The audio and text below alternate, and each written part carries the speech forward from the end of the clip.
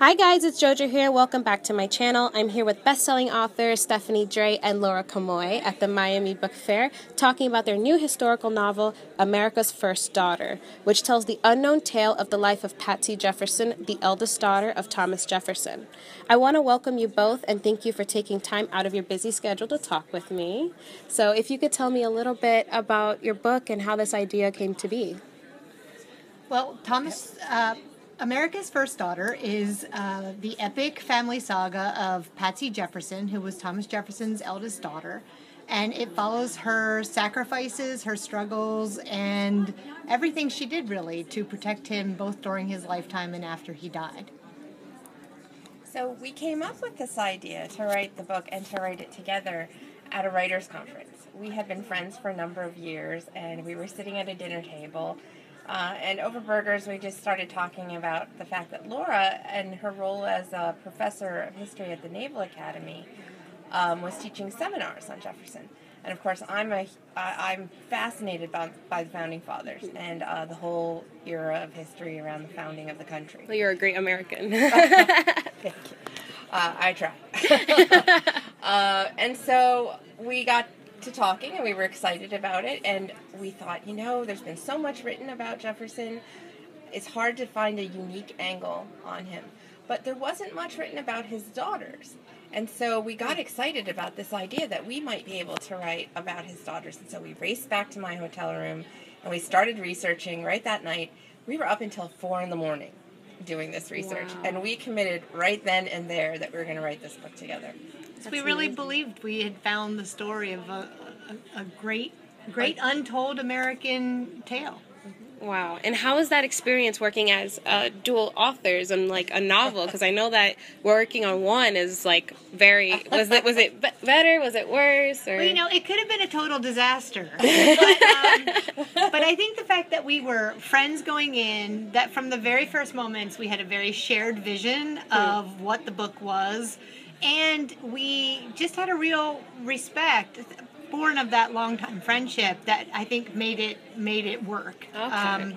Our process was that we wrote back-to-back chapters, and then when we were done drafting those chapters, which we often did with like a G-Chat video window open so we could talk in real live time, we would switch the chapters, we would edit each other's work freely, and then, we'd move on. There came a point in the process when my deadlines for my romance and suspense novels became demanding. So at that point, Stephanie took the lead on drafting, and then I came behind her and took the lead on revising. But in the end, what it meant was no part of the book went without both of our hands significantly on it. Wow. And there's, a real advantage of writing with a collaborator that you like and respect. And the first is that, of course, you get better work, right? We edit each other's work and we improve it. But then there's a little personal one, and that is that when you're writing your own book by yourself, nobody cares about that book but you. Now, when we discover some interesting tidbit or tale, we get to call each other up and be like, oh my God! And then somebody is actually as excited as we are, because our husbands are done. They don't want to hear any more about it. That is so interesting. And so would you recommend that for any aspiring young writers like myself and for my viewers and readers? It's definitely worth trying. I mean, I think you grow and learn a lot from collaboration. So why not? I think the key is probably finding someone with whom you feel like you have that kind of trust and respect, because I don't even think you necessarily have to have the same process. That's right. Stephanie and I don't. I mean, we have developed a shared process, but in our individual work, we work quite differently. Stephanie is a very organized plotter and outliner and planner, and I'm not at all. I write entirely by the seat of my pants. I do very little outlining. Yeah. So we've come together on a process for the collaboration, but I think what made it work was the trust and the respect, and somebody who's going to do, who's going to work on it and care about it the way that we each do. So I think those would be the keys. And we had so much fun, actually, that we're going to do it again. Really? Yes. Okay. Well, we'll save that little tidbit for the end. in the epigraph, you wrote directly to your readers about the extent, the amount of research, like the amount of letters that Jefferson wrote, and how you guys were kind of inspired by these letters, and you were able to take little tidbits and add them to the book, I guess, to help with the dialogue. What was it very important for you guys to remain historically accurate, or was it just like, okay, this is a free space, this is open for interpretation, we could kind of run with the wind with it? So what was your direction? Well, when it comes to writing about the Founding Fathers, I think you're much more constrained than in writing about any other kinds of historical figures, because Americans have very strong feelings about the Founding Fathers, sometimes negative, sometimes positive. And so it is more important, I think, than in many other historical works to really stick as close to the historical record as you can, which we did, and we were very reluctant to put words into anyone's mouth if we could find a letter where we could use their own words and use that for dialogue. Where we did stray, we did so by extrapolating on evidence that we found. Okay. Yeah. Oh, wow. And how long did that research take you guys? We like to joke that it took 5 years, 3 literary agents, 18,000 digitized letters, and one road trip to Monticello to get the book in readers' hands. It's a little bit facetious. It didn't really take 5 full years. Wow. We were both working on other projects while we were writing America's First Daughter, so that explains some of it. But, we read very extensively in those letters, which are available to all Americans on the National Archives website. And, the original draft of the book was actually 50,000 words longer than the published version. So the process of going from the raw material to the finished product was in itself a big part of the overall writing experience. There's that editing process I'm hearing. We have many different scenes. Oh my goodness. Searching for a sense of identity and racism are just some of the themes, I think, that braid through the story. What themes in the novel really resonated with you, and what do you want readers to take from this novel? This is a really good question. I don't know that we've been asked this one before. Oh, good. I'm doing my job. Exactly.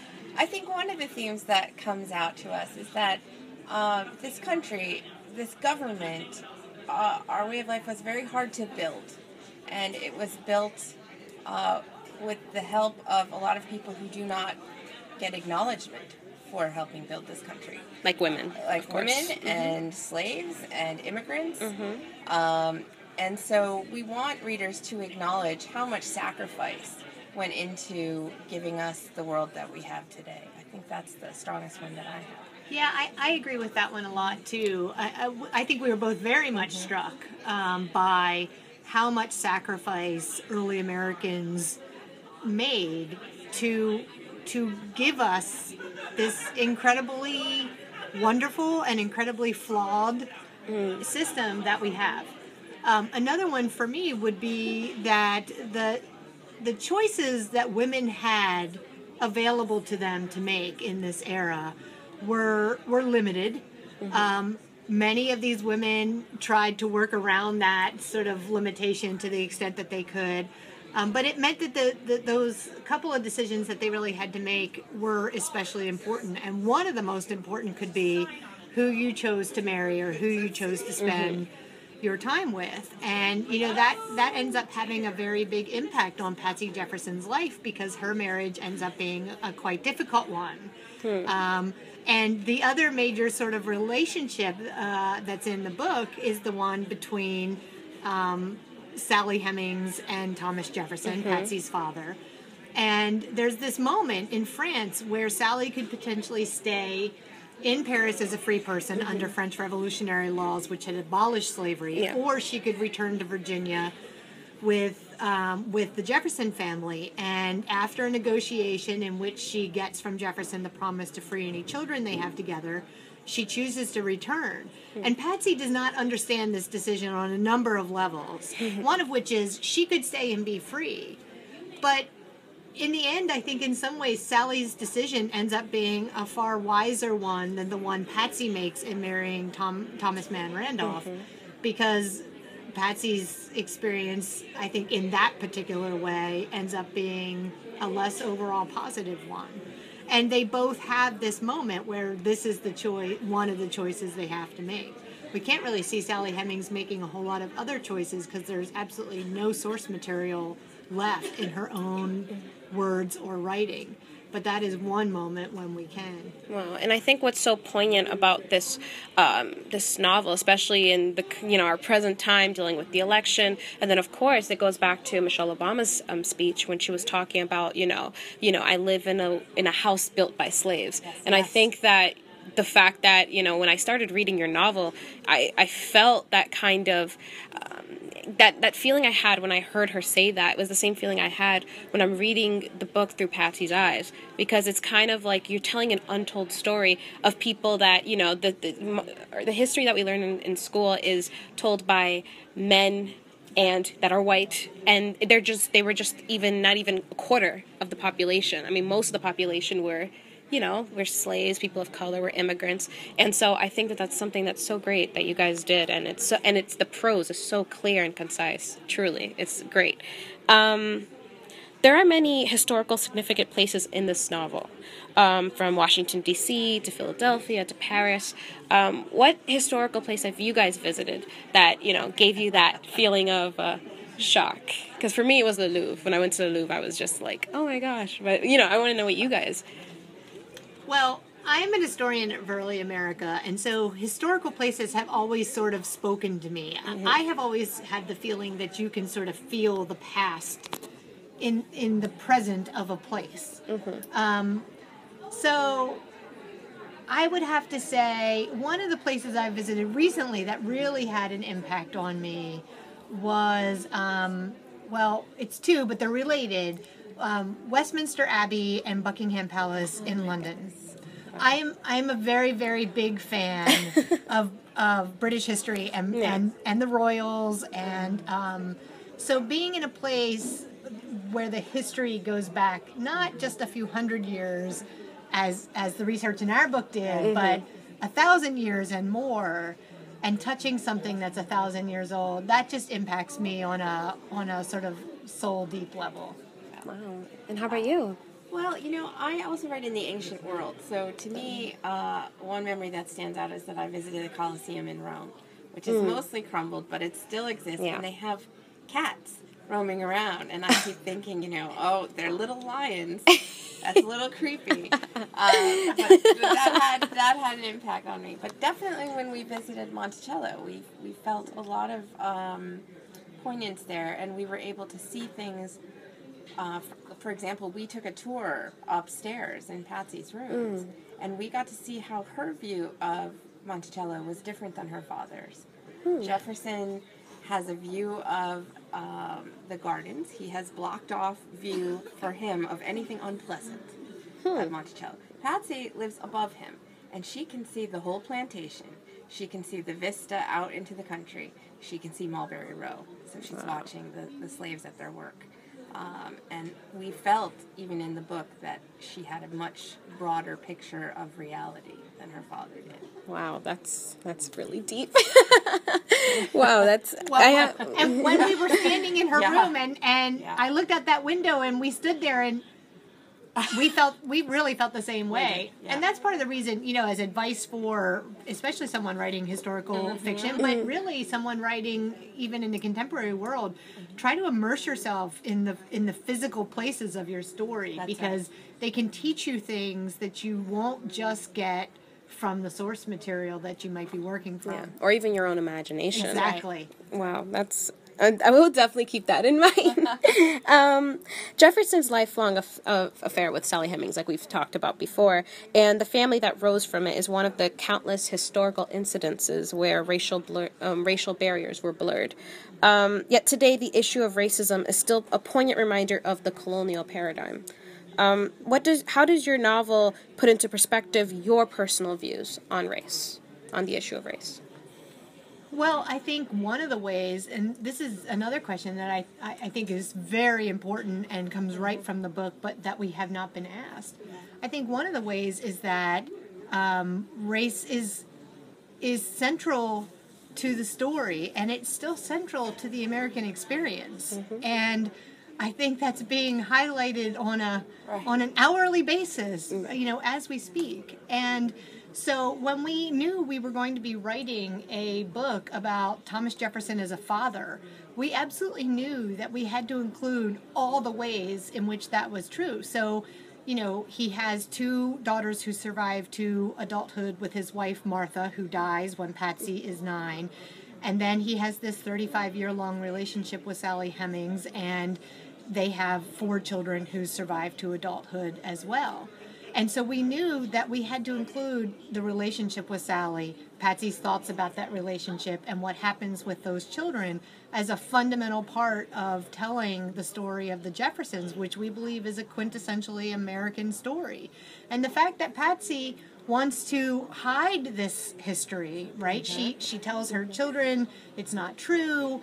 She, you know, she sort of builds a life. She edits it out of his letters to the extent that she can.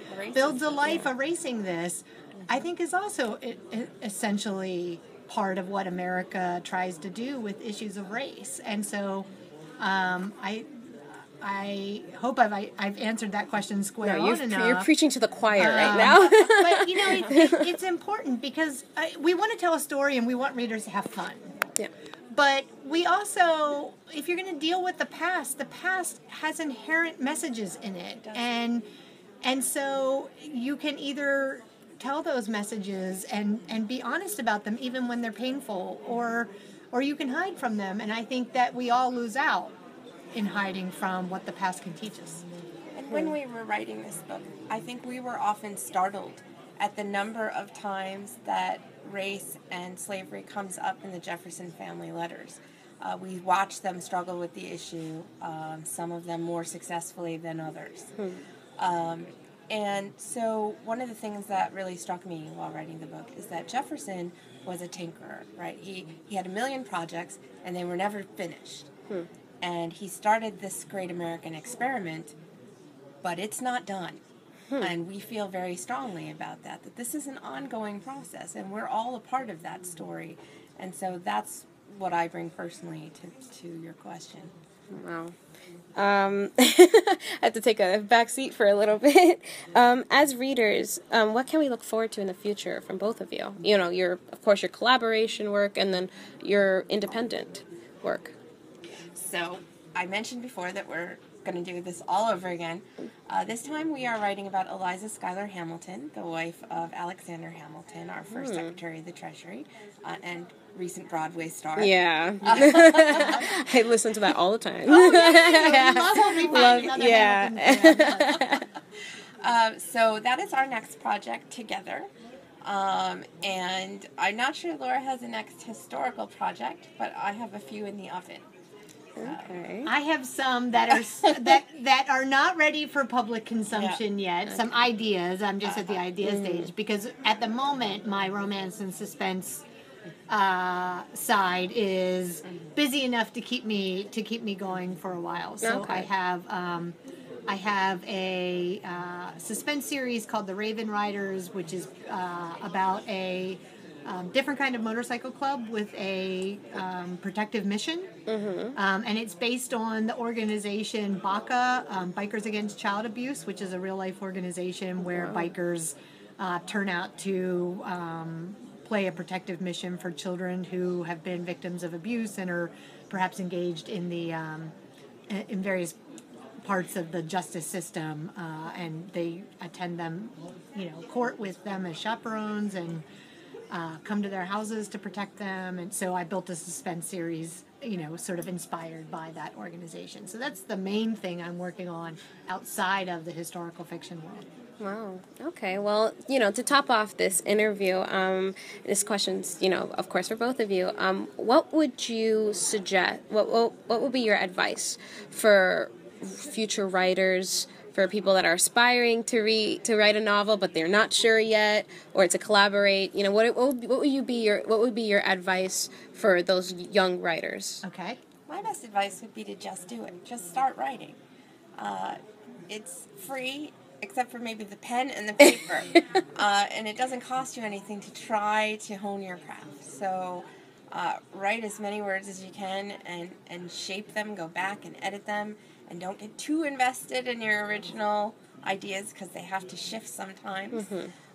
But really have fun with that, and don't be afraid. That's my advice. My advice would be to start writing, because you can't revise what you haven't written. Yep. You can't sell to an agent or a publisher what you haven't written. You can't self-publish what you haven't written, right? So the first step is you got to get the words on the page, and you got to get to the end. And then that's when all the fun, the excitement happens after that. I would also say to read widely in the kinds of things you're potentially interested in writing, because I think reading is probably one of the best ways to learn writing. You see what other authors do that works for you and how they did it, or what other authors do that doesn't work for you and why it doesn't work for you. I think that so much of our understanding of words and beautiful prose and can be learned, if not fully imitated, but from reading. And then on a more practical note, I would say find your tribe of writer people, right? Because and writing, if you're a historical fiction author, you're in yes, our tribe. you're our tribe. You're in the tribe. Because writing can be such a solitary pursuit. I mean, even as collaborators, we spend a lot of our time working independently, and then we sort of come back together, and we talk frequently, but still the nuts and bolts of it, you're in your own head, and you're sort of sitting there with your computer or your paper or whatever. So find your tribe of people, and those will be the people who will cheer with you and who will critique your work and who will give you feedback and help you brainstorm and plot. And that's a really key part to the experience, I think. Oh, those are really great advice. I just, I hope that you guys heard it here first. Thank you guys so much for watching, and I will see you guys next time. Bye.